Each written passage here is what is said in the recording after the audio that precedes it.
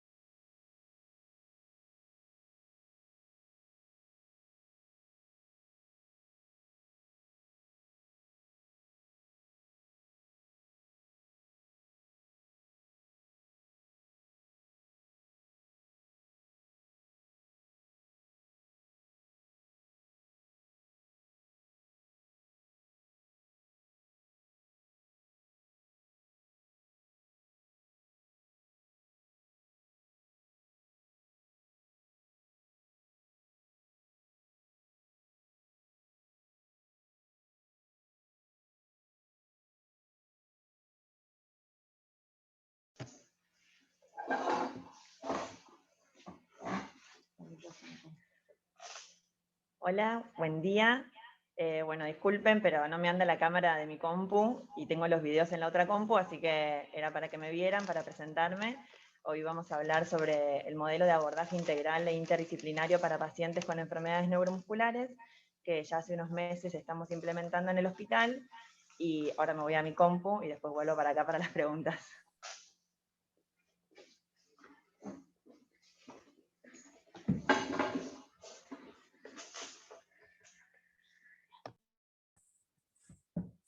Bueno, este es el esquema de la charla. Vamos a hacer una breve introducción y conceptos generales de las enfermedades neuromusculares.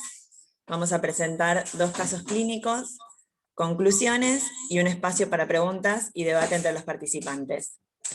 ¿De qué hablamos cuando hablamos de enfermedades neuromusculares? Bueno, hablamos de un grupo heterogéneo de patologías que la alteración puede estar en cualquier trayecto de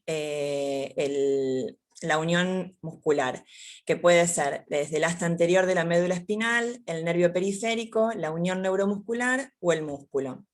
En su mayoría son de origen genético, y acá ven a la derecha pues esta revista que es la Neuromuscular Disorders, que todos los años, en diciembre, se publican cuántas enfermedades neuromusculares hay descritas a la fecha y cuántos genes, digamos, que son la causa de alguna de estas enfermedades. Como ven, en diciembre del 2019 había 1042 enfermedades, ya en diciembre del año pasado 1077, y de los genes descritos pasaron de 587 a 608. Y por suerte, no solo se descubren nuevos genes año tras año, sino que es un campo en constante crecimiento y surgen nuevas opciones terapéuticas. La prevalencia está dentro de las enfermedades poco frecuentes, como ven, es de menor a 5 cada 10.000 habitantes, y la manifestación clínica más común es la debilidad muscular, que puede ser progresiva o intermitente. La mayoría de estos pacientes tienen un nivel cognitivo normal, que me parece importante, digamos, recalcárselos, porque estos pacientes, digamos, es importante que tengan una inclusión adecuada en escuelas comunes y que las instituciones se adapten a estos pacientes y no que sea al revés, que es lo que vemos lamentablemente muchas veces. Y estos pacientes pueden presentar fatigabilidad, atrofia muscular, miotonía, calambres, compromiso cardíaco, alteraciones sensitivas o autonómicas. Y la debilidad determina la aparición de problemas secundarios que, una vez que aparecen, digamos, es una cascada de eventos que incluyen deformidades, por ejemplo, articulares, escoliosis, complicaciones respiratorias, complicaciones deglutorias, que generan discapacidad y en casos severos pueden llevar a la muerte. Este es un dibujito para que vean, digamos, la topografía en la unidad motora. Acá en la motoneurona ven dentro de estas enfermedades, que como ya les dije son poco frecuentes, dentro de ellas una de las más frecuentes que vemos a nivel de motoneurona es la atrofia muscular espinal. En nervio tenemos las polineuropatías sensitivas-motoras hereditarias, a la cabeza está el Charcot-Marie-Tooth, y de las adquiridas, la más frecuente es el síndrome de Guillain-Barré. Si nos centramos en músculo, tenemos un grupo muy grande de distrofias musculares. Dentro de estas, las más frecuentes también a la cabeza son las distrofinopatías. Dentro de las distrofinopatías, ya vamos a ver un poquito más, tenemos la distrofia muscular de Duchenne y la de Becker. Otras distrofias musculares, tenemos las miopatías congénitas, que son otro grupo muy grande, las miopatías distales, que son poco frecuentes en chicos, miopatías metabólicas y miopatías inflamatorias. Y cuando vamos a la unión neuromuscular, tenemos el botulismo, que hay que tener en cuenta las áreas endémicas en nuestro país, la miastenia gravis de causa autoinmune, y los síndromes miasténicos congénitos, que son un grupo muy heterogéneo de patologías, ya sea desde su herencia, pueden ser autosómicas dominantes, autosómicas recesivas, el nivel de la alteración en la placa sináptica puede ser presináptica, sináptica, postsináptica. La verdad que la clínica es muy variada y por lo cual, digamos, son muchas veces subdiagnosticadas. Es un grupo muy interesante, pero sería para una clase aparte. Empezamos con el primer caso clínico. Es un niño de 6 años que lo deriva a la pediatra de cabecera por trastorno de la marcha. Como antecedentes familiares tiene 2 tíos por vía materna que están en silla de ruedas desde los 11, 12 años que no tenían diagnóstico, y un primo de 20 meses que aún no lograba la marcha independiente. Como antecedentes madurativos relevantes, había logrado la marcha independiente a los 2 años, siempre había sido en puntas de pie y con caídas frecuentes, había logrado correr con cierta dificultad, pero no había logrado saltar, y había tenido un retraso en la adquisición del lenguaje, ya que había dicho las primeras palabras a los 2 años. El resto, para los 6 años, estaba acorde a edad. Entonces, estábamos enfrente a un paciente de 6 años, sin ningún antecedente perinatológico relevante, derivado en neurología a los 4 años, con antecedentes familiares relevantes, con una historia de retraso en la adquisición de la marcha y antecedente de retraso del lenguaje, que según relataba la mamá, entre los 3 y los 4 años había comenzado con dificultad para subir y bajar escaleras y caídas cada vez más frecuentes, por lo que había comenzado a realizar estudios. A la primera consulta en neurología ya traía un laboratorio con transaminasas elevadas, con una GOT de 171 y una GPT de 266, con el resto de la función hepática normal, con un hemograma, función renal, medio interno, glucemias normales, y estas serologías que ven acá, todas negativas, y esto es muy frecuente que el paciente llegue así a neurología con este laboratorio. Al examen físico era un paciente que estaba en buen estado general, con excelente conexión con el medio, muy colaborador, no tenía ninguna particularidad en cuanto a los pares craneales, y en cuanto a la fuerza tenía debilidad de cinturas, a predominio de cintura pelviana, tenía una pseudohipertrofia gemelar, que ahora vamos a ver, retracciones aquilianas leves, los reflejos estaban conservados, tenía una marcha basculante con hiperlordosis leve, con un signo de Gowers positivo, sin escoliosis. Y acá ven la foto del paciente, ven esta pseudohipertrofia gemelar, a veces es más marcada. Este es el primer video que les voy a mostrar del paciente, para que vean la maniobra que tiene que hacer para levantarse del piso. Aumenta la base de sustentación, acerca las manos hacia los pies y se autoescala a partir de las rodillas. Esto es un típico signo de Gowers completo, presente. La verdad que para que se lo lleven, digamos, a casa, la forma correcta de tomarlo es desde acostado a parado y cronometrado, pero esto lo hacen las kinesiólogas, que después lo vamos a ver más adelante, y entre que, bueno, acá los pacientes están con poca ropa, el piso es frío, a nosotros nos sirve saber si es positivo o no, así que lo tomamos así, pero la forma correcta es desde acostado a parado. Y esta es la marcha, que ven que es basculante, con aumento y la marcada hiperlordosis. Bueno, acá viene la primera pregunta que pueden votar desde casa. ¿A qué nivel topográfico de la unidad motora piensan que está la afección en este paciente? ¿En nervio, en motoneurona inferior, en músculo o en unión neuromuscular? Voten tranquilos, que es anónimo y está bueno para saber en dónde estamos. Y después, digamos, o si van surgiendo preguntas, las pueden ir poniendo en el chat y después las contestamos. Bien, yo las veo, sí.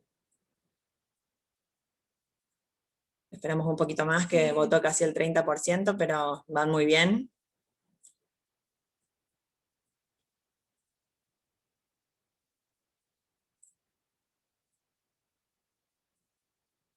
Ya va casi el 50%.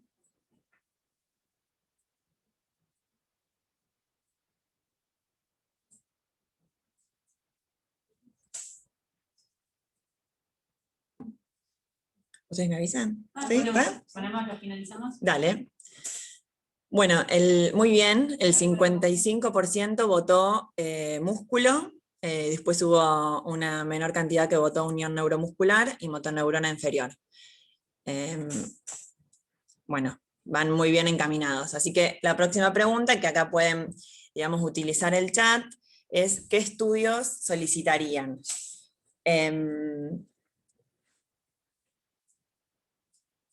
Nosotros, digamos, si bien como les dije son enfermedades poco frecuentes, dentro de lo poco frecuente estamos muy acostumbrados a verlo, así que voten y pongan lo que realmente harían, pero nosotros en su momento pedimos un estudio y con ese estudio ya encaminamos la orientación diagnóstica, pero... Acá están contestando, el doctor Díaz Pumará le pide una CPK y aldolasa. Muy bien, Díaz Y Pumará. un electromiograma, hipotensiales bocados también. Necesidades musculares, unidad 5. Perfecto.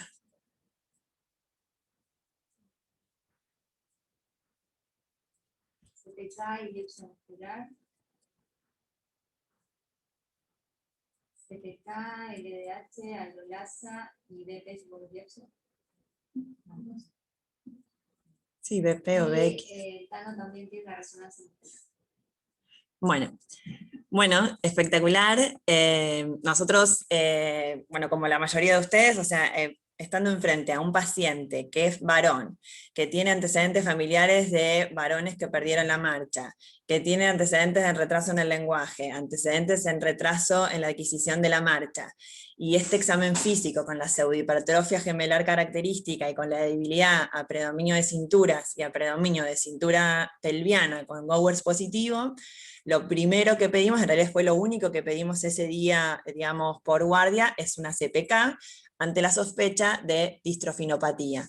La CPK, como muy bien la mayoría de ustedes pidieron, algunos después podemos charlar, que ya fueron a otros estudios más complejos, pero primero hay que tener la CPK, que vino elevada, de 10.782 para un valor normal hasta 150, 190, y una aldolasa también elevada, de 82, que para un máximo de 8. Con este laboratorio, ya nosotros sin pedir otros estudios, lo que fuimos a pedir es el estudio genético, que es un MLPA para el gen de la distrofina, que confirmó nuestra presunción diagnóstica con una deleción del exón 45 al 52 con corrimiento del marco de lectura. Se estudió a la familia, que en realidad la mamá era ya en realidad una portadora obligada, porque tenía estos antecedentes de 2 hermanos con la misma patología, pero no estaba estudiada, así que lo hicimos, y se estudió a la hermana de 17 años para también asesoramiento genético con un MLPA negativo.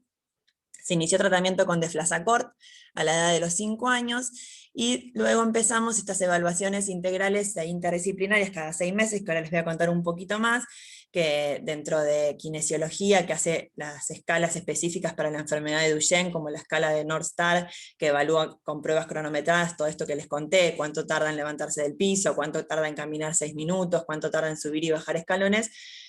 También lo evaluamos nosotros, los neumonólogos, el nutricionista, el cardiólogo y todo el equipo que ahora les voy a contar, y lo que se va viendo por lo menos en estos primeros estadios de la enfermedad es que van mejorando el score que, cuando se compara al previo al tratamiento.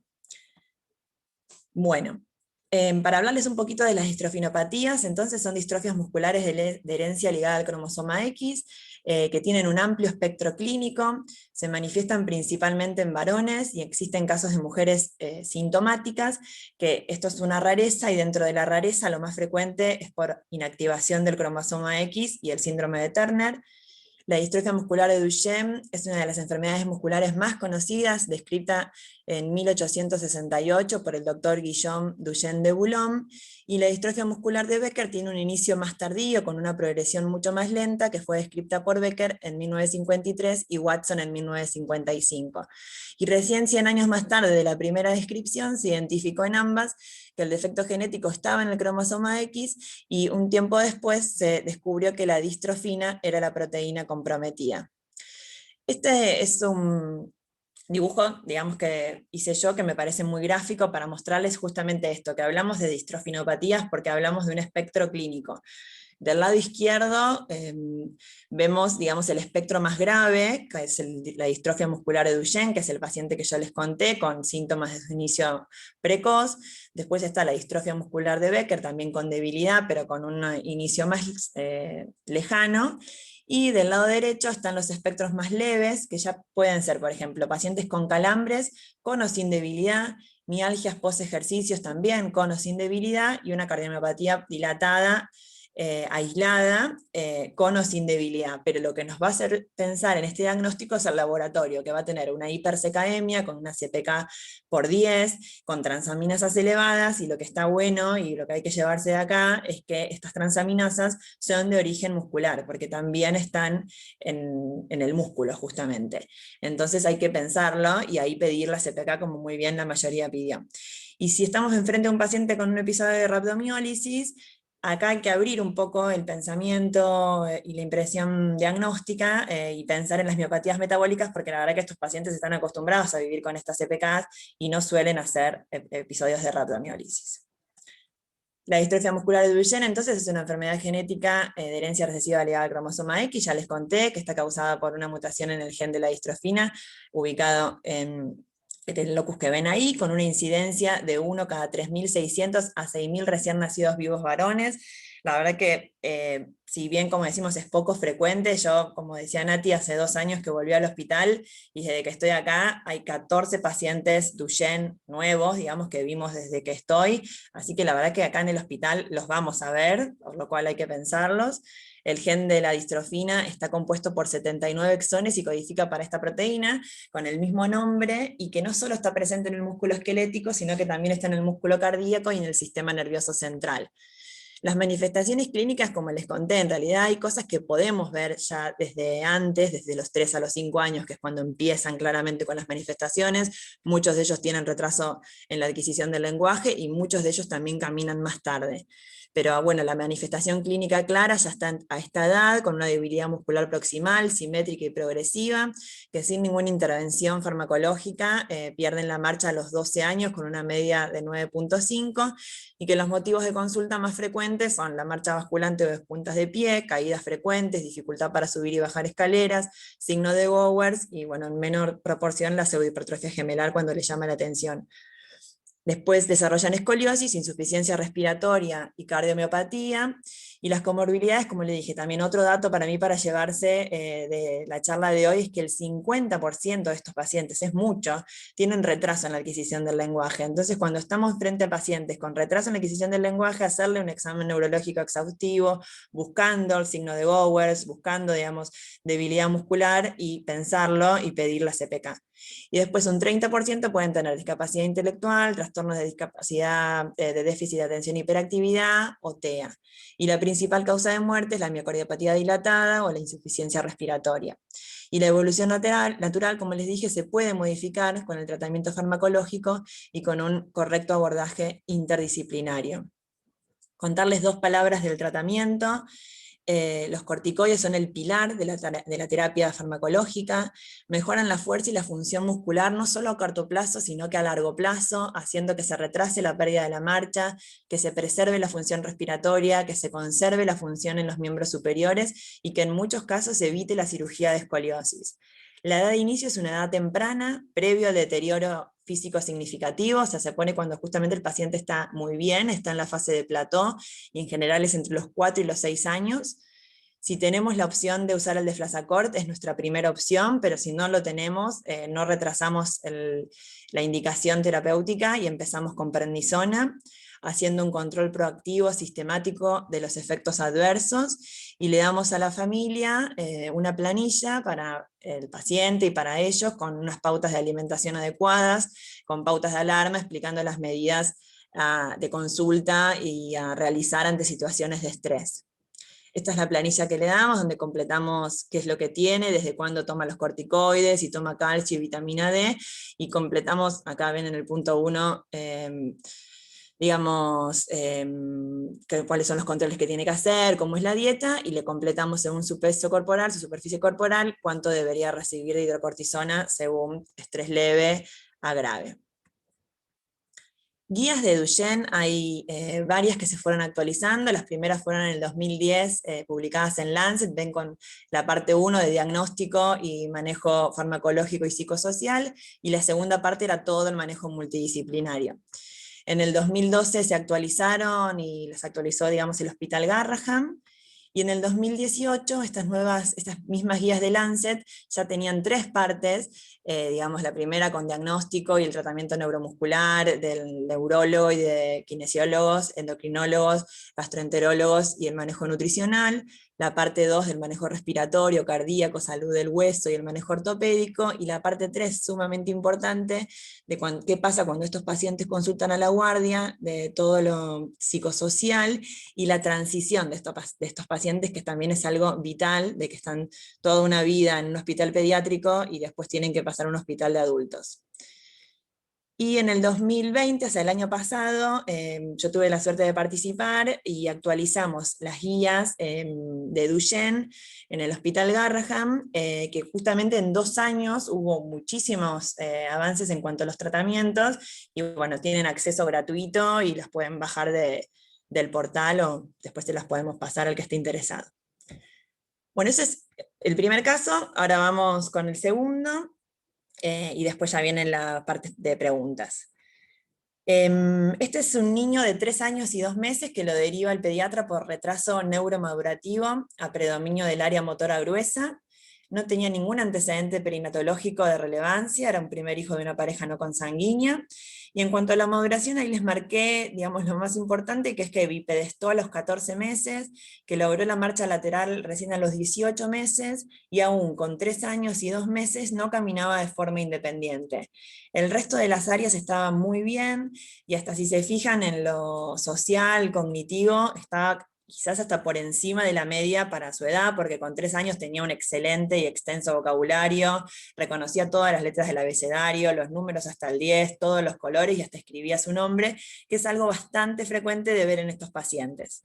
No tenía ningún antecedente familiar relevante, y entonces se trataba de un niño que estaba en seguimiento desde los 21 meses por pediatría, que solicitó estudios e interconsultas por retraso neuromadurativo a predominio del área motora gruesa, que tenía buen crecimiento pontoestatural, que habían indicado muy bien iniciar estimulación temprana, un laboratorio completo con CPK, que era normal, le habían solicitado una resonancia de cerebro y que sacara turno con nosotros, con neurología y con traumatología. Cuando llegó el paciente, era un paciente con buen estado general, con excelente conexión con el medio. La primera evaluación fue un poco dificultosa por llanto, pero ya nos parecía que tenía fasciculaciones linguales. En cuanto a la fuerza, van a ver que uno no siempre puede ser descriptivo en cuanto a los grupos musculares y en la fuerza de 0 a 5 como nos gusta, pero hay que ser lo más descriptivo posible, y este fue el caso en el paciente que no había colaborado la primera vez, y veíamos que tenía una debilidad proximal a predominio de cintura pelviana muy marcada, no lograba vencer gravedad y solo hacía movimientos en el plano de la cama, con movimientos de flexo-extensión de los pies. Y en miembros superiores sí lograba elevar por encima del plano de la cama la cintura escapular y mantenía contragravedad, o sea, la debilidad era más franca, predominio de cintura pelviana. Tenía una franca hipotonía, predominio de miembros inferiores sin retracciones, una clara hipotrofia en miembros inferiores, los reflejos osteotendinosos estaban ausentes, y no lograba una marcha independiente, sí bipedestaba tomado de la silla y con ayuda, y se trasladaba gateando, que ahora vamos a ver un videíto. No tenía escoliosis, y también lo fuimos a buscar, tenía un temblor fino distal en miembros superiores. Acá se viene la segunda pregunta, y no tenía ataxia. Para que voten, primero les voy a mostrar al paciente. Acá ven, digamos, cómo se traslada. Él en su casa tenía unas valvas que le quedaron chicas. Con las valvas, la verdad es que él podía caminar con un caminador. Ahora que le quedaron chicas no lo puede hacer, pero ven que él se transporta así. Es un goers, digamos, con asistido, porque requiere tomarse de un objeto, en este caso la silla, pero lo puede lograr. Ahora sí, ¿a qué nivel topográfico de la unidad motora piensan que está la afección en este paciente? ¿Nervio, motoneurona inferior, músculo o unión neuromuscular? Voten, les recordamos que es anónimo. Yo vuelvo a pedir disculpas que, sí, ahí veo, que no me ven a mí, pero probamos todo, y a último momento mi cámara decidió no andar, y tengo los videos en esta compu, así que cuando terminemos me paso a la otra compu. Bueno, acá están votando más rápido, ya casi va el 50%.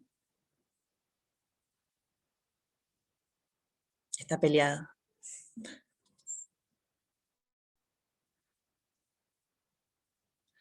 Bueno, acá votó el 40% que el problema está en la motoneurona inferior, que es la respuesta correcta.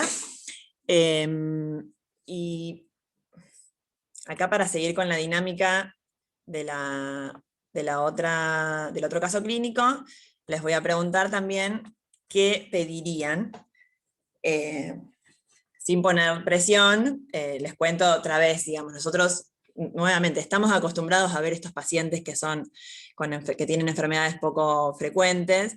pero es un paciente que solo tenía retraso en lo motor grueso, y que cuando lo fuimos a revisar, encontramos las fasciculaciones linguales, encontramos los reflejos osteotendinosos ausentes, y este temblor fino tan característico en esta patología.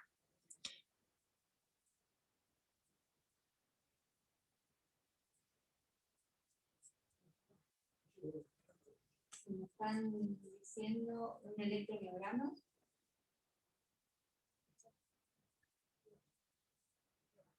Bien, si quieren ahí, bueno, o después lo dejamos para la parte ya de la charla que nos pueden explicar. O sea, muchos la otra vez también ya pidieron electromiograma, ¿no? A veces sin tener un dato previo, capaz es porque ya piensan en algo particular y piensan que el electromio les va a dar la respuesta. De la unidad 6 y del genético para AME y una resonancia magnética de AME. Muy bien. Una resonancia de médula. Bueno, no dice una resonancia. Que tenía rezo de cerebro ya el normal. Así que está perfecto, digo, no está mal pensar la resonancia de médula. Quizás, como ya dijimos, como tenía varios signos clínicos que nos hacían pensar en atrofia muscular espinal, lo que hay que hacer es el primer estudio, digamos, que te pueda dar todas las respuestas. Si ese estudio es negativo y ese estudio está muy rápido, capaz está muy bien avanzar con la resonancia de médula y con el electromiograma, pero la verdad que el estudio está disponible, es gratis para el paciente, y ya les digo, si bien el AME tipo 2, que sería este tipo de paciente, no es una urgencia, en el AME tipo 1 sí es una urgencia porque hay un tratamiento modificador, entonces es un resultado que lo tenemos muy rápido, y con ese resultado negativo continuamos con todo lo que ustedes fueron diciendo. Lo que hicimos es esto, pedirle el MLPA para el gen SMN1, que confirmó nuestra presunción diagnóstica con una lesión homocigota de los exones 7 y 8 del gen SMN1, con 3 copias del gen SMN2. Se le explicó a la familia el diagnóstico, las características de la enfermedad, el pronóstico, las potenciales complicaciones, el riesgo de recurrencia, y ahí justamente en el grupo tenemos a genética y después tienen la consulta formal, pero uno lo tiene ahí enfrente al paciente y nosotros le tenemos que explicar también. Y le explicamos la importancia del manejo interdisciplinario, que es la última parte de esta charla, que es cortita, que ahora les voy a contar. Y les contamos también a los padres los avances terapéuticos actuales, los modificadores de la enfermedad que existen, que bueno, hasta el día de hoy igual ellos decidieron no optar por este tratamiento. Entonces, la atrofia muscular espinal es una enfermedad genética de herencia autosómica recesiva que está causado por un defecto en el gen SMN1, que está ubicado en el cromosoma 5, y la frecuencia de portadores es alta. Somos portadores, podríamos ser portadores 1 cada 40 a 50 personas. El 95% de los pacientes con AME presenta una deleción homocigota del gen SMN1 que involucra el exón 7, y la incidencia ya van a ver que es menos frecuente que la otra que les hablé primero, la distrofia muscular de Duchenne. Esta ya es 1 cada 6.000 a 10.000 recién nacidos vivos, la otra habíamos dicho que era 1 cada 3.500, 6.000 recién nacidos vivos. Lo importante es que la primer causa de mortalidad de origen genético en menores de 1 año, y la deleción homocigota de este gen, del gen SMN1, conduce a la ausencia de la proteína SMN, lo que produce una degeneración de las neuronas motoras del asta anterior de la médula espinal. Acá hago un mini paréntesis contándoles una cosita para que podamos entender los tipos de AME, la clasificación y el tratamiento, y es que todas las personas sanas tenemos el gen SMN1 que produce el 100% de la proteína. Y además tenemos otro gen, que es el gen SMN2, que produce un 85 o un 90% de proteína que no es funcional. Esta diferencia del gen SMN1 y el gen SMN2 solamente, digamos, está dada por un cambio, digamos, una diferencia de 5 nucleótidos que tienen entre un gen y el otro, pero esta diferencia perdón, es crucial porque hay un cambio de una citosina por una timina en el exón 7 del gen SMN2. Este cambio, digamos, de una citosina por una timina, lo que hace es un cambio, una alteración en el mecanismo de splicing, ¿sí? Lo que se llama el splicing alternativo de la proteína. Y lo que hace es que en la mayoría de los transcriptos del SMN2, se excluya este exón 7, es como que no lo puede ver, lo excluye, y por eso hay un 85 a un 90% de proteína inactiva. Ahora vuelvo con este concepto que es importante en un ratito. Les cuento que los tipos de AME son de 0 a 4. 4 no vamos a ver porque es en adulto, los 0 son muy poco frecuentes, graves, de origen fetal o mueren intraútero, así que tampoco es algo que vamos a ver muy frecuentemente. Y lo que sí vemos es del tipo 1 al tipo 3, que acá pueden ver que se clasifican según el máximo logro motor alcanzado. El tipo 1 logra sostener la cabeza en la mayoría de los pacientes y muchas veces pierden el sostén. El tipo 2 logra sentarse pero no logra caminar, y el tipo 3 logra caminar y después pierde la deambulación. Si se acuerdan los que les conté, ven en este gráfico en la parte de abajo de todo, cuantas más copias de SMN2 yo tengo, el fenotipo de AME más leve es, porque si bien es un gen que produce un 85 a un 90% de proteína que no es eficiente, si más copias de SMN2 tengo, un poco más de proteína a partir del SMN2 voy a tener, y eso explica que el fenotipo sea más leve. Acá van a ver, esto es sacado, digamos, de internet, de la página Cure SMA, que van a ver el tipo 1, que son pacientes muy conectados, con pocos movimientos, más que nada distales, son lo que tienen, movimientos conservados. Son pacientes con muy pocos movimientos activos, donde los papás se cuentan que lo dejan en una posición y se pueden quedar en esa posición. Ante la maniobra de suspensión ventral ven que no opone ningún tipo de resistencia al movimiento. Son nenes por demás conectados, pero como les dije antes, el tipo 1 con muy pocos movimientos espontáneos. Después vieron que decía tipo 1, A, B o C, según la edad que empiezan, a veces digamos se movían un poquito más y dejan de moverse, pero son muy conectados, y tienen un tórax acampanado típico, con esa respiración abdominal típica de ese tórax, que se los vuelvo a poner para que no se lo olviden, porque el diafragma es el músculo que está más conservado, entonces tienen esa respiración. Este es el AME tipo 2, que solo lo dejo corriendo, pero es el paciente que les mostré del consultorio.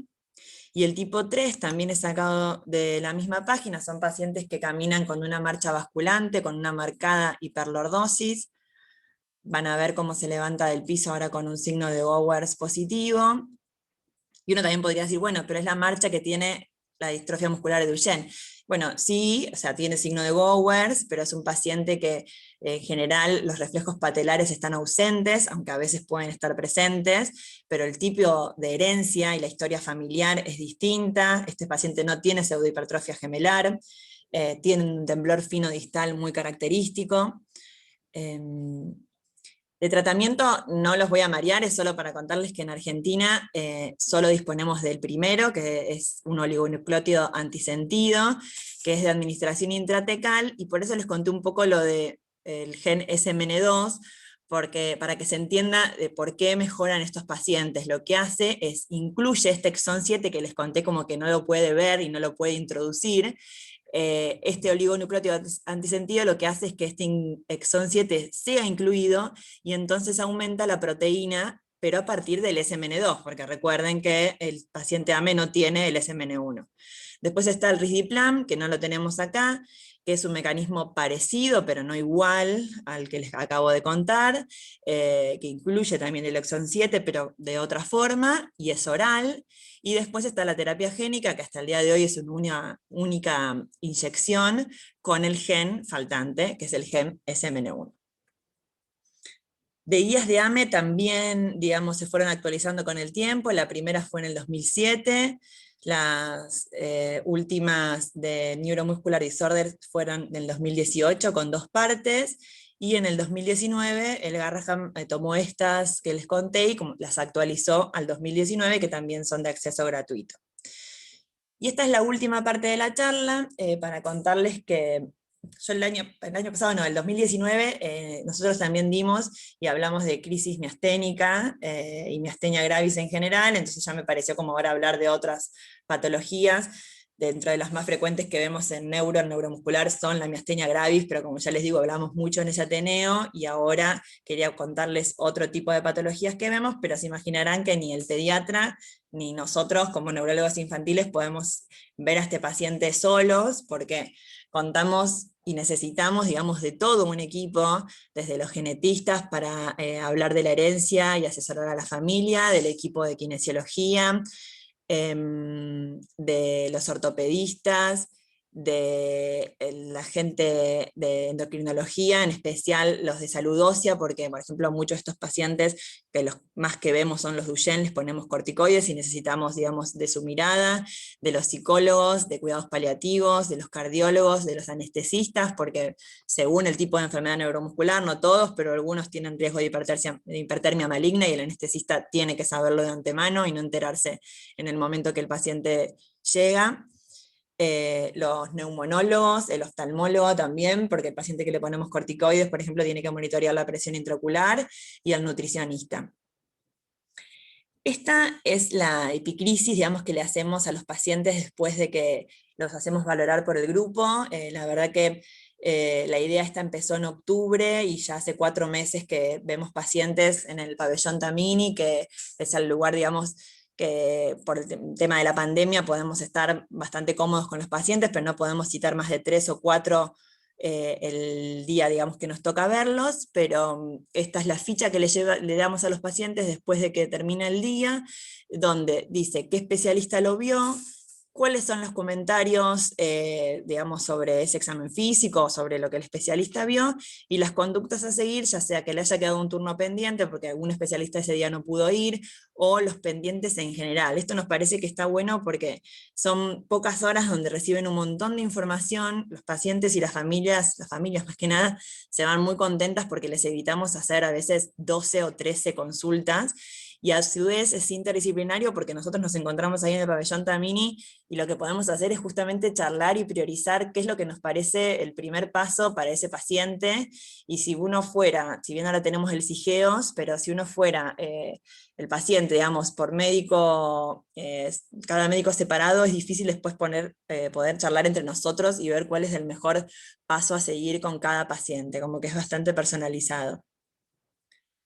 Como conclusiones, las enfermedades neuromusculares en su mayoría son graves, son progresivas, no solo generan discapacidad a nivel del paciente, de la familia, un estigma social, sino que generan altos costos en salud. El objetivo de formar este grupo interdisciplinario y que funciona en muchos lugares es mejorar la calidad de vida, como les dije, de los pacientes, pero también de sus familias, ahorrándoles mucho tiempo y teniendo una valoración integral ese día. Y que si bien la sobrevida está muy relacionada al subtipo de enfermedad neuromuscular, y no podemos hacer una generalidad acá, pero en los últimos años la verdad es que ha mejorado la expectativa de vida de estos pacientes, debido no solo a un buen manejo interdisciplinario, sino a que tengan un buen plan de rehabilitación, y sumado a estos avances terapéuticos tecnológicos que año tras año, como les dije también antes, van apareciendo nuevos. Y también es importante el proyecto de transición, que también se los mencioné, al hospital de adultos, porque les cuesta muchísimo a estas familias y a los pacientes de venir de muchos años a un hospital como por ejemplo nuestro, que es únicamente pediátrico, y pasar a un hospital de adultos. Lo que hacemos nosotros, digamos, hablamos con el Hospital Rivadavia, que también tiene un grupo de médicos más o menos, digamos, nuevos en el área neuromuscular y que tienen ganas de recibir nuestros pacientes, y después con la unidad 3, según si el paciente lo que es primario a resolver es lo respiratorio, bueno, son ellos los que deciden a qué hospital es mejor transicionarlo. Esto fue en octubre, como les dije, fue la primera charla que tuvimos por Zoom, donde la verdad es que agradezco a todos, que fue, digamos, cuando se empezó a formar este grupo. Ahora, digamos, somos, digamos, todos los que estamos haciendo que sea real y que se pueda concretar. Y bueno, y muchísimas gracias por la atención. Ahí tienen mi mail por cualquier consulta. Y ahora me paso a la computadora que tiene video.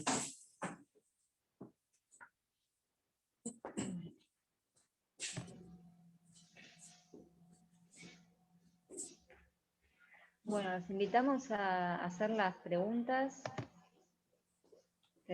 Aprovechen porque no todos los días se tiene un especialista para poder consultarle todas las dudas. En el hospital, por lo menos, todos hemos visto pacientes con estas patologías. Y por ahí, antes de que empiecen las preguntas, aprovecho, Gaby, y ¿cuáles serían las banderas rojas, los signos de alarma que el pediatra sí o sí tiene que conocer para poder abordar tempranamente a estos pacientes y derivarlos como corresponde, en este caso, bueno, acá que está el grupo que están formando, Al-Garrahan? Bueno, tenía una diapo de eso, la saqué para hacerla larga, pero la verdad que como que los dividimos en grupos, digamos. Si estamos frente a un neonato, si es un paciente que está hipotónico, o tiene artroglucosis, o tiene colapsitud ligamentaria, o tiene tosis, o oftalmoparesia, o cardiomiopatía, o insuficiencia respiratoria de causa no aclarada, digamos, cuando estamos con ese paciente hipotónico, por ejemplo, y tenemos a la mamá, lo que hay que hacer es, por ejemplo, hacerle el fenómeno miotónico a la madre, para pensar, por ejemplo, en un Steiner, digamos, eso es en un lactante, en un neonato. Si es un lactante, digamos, ahí ya empieza, digamos, empezamos a ver esto de si es también hipotónico, si es un paciente que tiene retraso en la adquisición de algunas pautas, en realidad predominio motor grueso, también lo mismo que dije, no sé si hiperlaxo, si tiene tosis, oftalmoparesia, si tiene insuficiencia respiratoria o cardíaca de causa no aclarada, y a la par, justamente lo que tenía ahí en esa otra diapo es, pedimos CPK. No todas las enfermedades neuromusculares tienen CPK, por ejemplo, la mayoría diría de miopatías estructurales tienen una CPK normal, pero si ya nosotros pensamos que puede ser una enfermedad neuromuscular, lo que primero también hacer es tener esta CPK e ir viendo si la CPK ya es alta, bueno, seguimos estudiando, digamos, esos signos clínicos. Y si ya estamos en un chico más grande, de 3 a 5 años, además del retraso en la adquisición de las pautas, hay algunos chicos que no nacen con contracturas, sino que van desarrollando contracturas a lo largo de la vida, y también eso hay que pensarlo y buscarlo.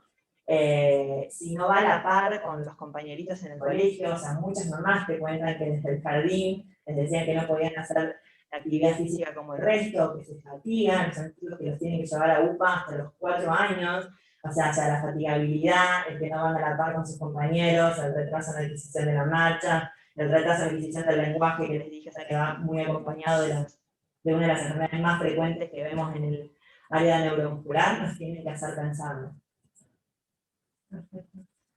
Otra pregunta que me parece que es importante es ¿con qué tipo de estudios lo tenemos que derivar si es que le tenemos que hacer algún estudio? Aparte de la CPK, que es algo generalmente accesible, que en cualquier hospital uno la puede hacer. ¿Hay algún estudio que tenemos que hacerle o es preferible que los pacientes les lleguen a ustedes lo más rápido posible para poder empezar el camino diagnóstico y terapéutico? Yo creo que con la sospecha diagnóstica y muchas veces con la CPK, o sea, con la CPK ya a nosotros nos sirve mucho para dividir justamente las aguas. Después, como dijo el Tano, está perfecto, o sea, la resonancia de músculo cada vez se usa más, y también acá hablamos con la gente de imágenes en su momento, porque es algo bastante, es lo más nuevo, digamos, dentro de los métodos diagnósticos, más allá de la genética, ¿no?, que van creciendo día a día, pero la resonancia muscular también hay que poder pedirlas y las vas a poder interpretar, digamos, hay que pedirla con la secuencia específica de músculo, porque muchas veces a veces uno no especifica y hacer una resonancia como si fuera de brazo, pero sin las secuencias que nosotros necesitamos. Así que eso, por ejemplo, yo lo dejaría para que lo tuviéramos nosotros, pero una CPK está perfecto, no, porque es re frecuente que vengan como el primer paciente que les conté, en general, hasta a veces ya vienen con ecografías hepáticas muy estudiadas. Una vez vino un paciente con una biopsia también hepática de otro lugar, y no tenía una CPK, por ejemplo. Así que capaz con que uno se lleve de pedir la CPK y la sospecha es un montón. Pregunta Fabiola de neurocirugía, perdón, de la unidad 9, me quedé con una anterior. Sí, ¿cuál es la expectativa de vida y qué tratamientos se usa en el hospital? Supongo que es una enfermedad, pero bueno, pues sobre... en general, porque es lo que decían, es muy diferente según qué tipo de enfermedad tenemos, y hoy, según el tipo de enfermedad y algunas enfermedades en particulares, por ejemplo, el Duchenne, según el tipo de mutación que tenés, además de ponerle corticoides, hay medicaciones que podés hacer para saltar el exón y hacer que tener una proteína, digamos, funcional, o hay otro medicamento también específico para una mutación nonsense, que además de ponerle, por ejemplo, el corticoide, que es el estándar, es el que no se le niega a ningún paciente con Duchenne, puedes hacerlo como más personalizado, que es lo que le llaman medicina a la carta. Y en esos pacientes van a tener más proteínas, no solo le sacas la inflamación y el efecto, digamos, deleterio del paso de la enfermedad, sino que generan más proteínas y, por ejemplo, se convierten en un Becker-like. Y así como, bueno, hay terapia génica para algunas enfermedades neuromusculares, o sea, por eso difiere mucho qué tipo de enfermedad neuromuscular para el pronóstico. Una de las cosas, digamos, que más se habla hoy en día es de la AME, que antes uno se sentaba con los papás con un AME1 y era un pronóstico muy malo. Y la verdad es que hoy por hoy existe tratamiento modificador de la enfermedad que más precoz, mientras más precoz uno se los da, mejor es el outcome, pero la verdad es que son chicos que a veces están muy bien. Bueno, creo que tenemos tiempo para alguna preguntita más si quieren hacer. Yo aprovecho mientras, ¿por qué los corticoides? ¿Cuál sería, digamos, el fundamento de usar los corticoides en la miopatía que no es inflamatoria? En lo que está probado, y cuando uno va a Cochrane hay un montón de revisiones sistemáticas, y por eso digo, eso no se cuestiona, es en realidad en la distrofia muscular de Duchenne. Por ejemplo, no así en Becker. Una vez en Becker estuviera tentado, y por ejemplo no es que está avalado para Becker.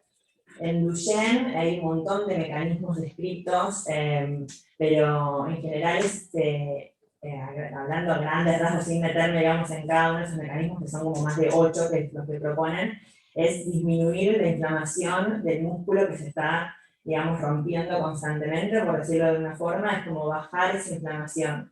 Por ejemplo, en el corazón también disminuir la fibrosis que se va a generar por el paso del tiempo, por tener la enfermedad. Habían preguntado, dice genético, AME. Esto es para uno de los casos clínicos para el segundo caso de pediría eso. Perdón. No llegamos a leerlo porque yo lo perdí una pregunta. No, porque justo dijo que decían genético, que habían pedido el AME para el genético, que estaba muy bien. Algunos AME3 encima tienen una CPK elevada, pero no es más de 300. Entonces también, siempre pensar que son métodos complementarios. Si uno piensa que por la clínica es un AME, bueno, seguimos al fondo pensando que es un AME y se le pide el molecular. Entonces van a ver que el molecular no descarta el 100%, ¿sí? Porque puede haber otro tipo de mutaciones, y no la que detectan en el MLPA, pero por eso está bueno siempre guiarse por la clínica. Si yo pienso que es un AME, ir hasta el fondo para descartarlo. ¿Y el genético para AME dónde se hace? ¿Es accesible acá en el país? Sí, de los dos ejemplos que di son rápidos y son accesibles. El de AME o lo mandamos por OCDE al Abraham y está en una semana. O se manda por un laboratorio que tiene un kit, que lo mandan al exterior, pero no tarda más de 10 días. Y por ejemplo, para la distrofia muscular de Duchenne lo mandamos a clínicas, y por eso también hablábamos que eso quizás no hace falta, digamos, ponérselo a hacer en el hospital, porque ya está como hecho afuera, es rápido. Pero bueno, por ejemplo, el año pasado presentamos en un congreso euro-latinoamericano de neurología un paciente que fue estudiado acá con genética y con todo el servicio, digamos, de laboratorio de genética y genómica clínica, y fue espectacular porque se pudo estudiar acá. Son casos que hay menos de 10 en el mundo y el diagnóstico lo pudimos hacer acá en nuestro hospital. Bueno, en virtud del tiempo, vamos a terminar el Ateneo acá. La verdad es que me parece sumamente importante con las enfermedades raras, que los que vemos todo el tiempo a los pacientes somos los pediatras. Entonces la verdad es que los vamos a pesquisar nosotros. Si nosotros no los encontramos a estos pacientes, no van a llegar al servicio que corresponde para hacer un adecuado diagnóstico y por supuesto un tratamiento que en muchos casos les va a cambiar el futuro y la sobrevida a largo plazo. Así que bueno, quedó la placa con el mail de Gabriela para que puedan, de otros hospitales, de otros servicios que necesiten hacer alguna consulta, que puedan comunicarse. Y agradecemos muchísimo, la verdad que como siempre una charla maravillosa, que aprendimos un montón. Gracias. A todos los que están del otro lado, muchas gracias por estar ahí. Los esperamos nuevamente el 8 de abril para el próximo Ateneo. Muchas gracias a todos y hasta la próxima. Chao.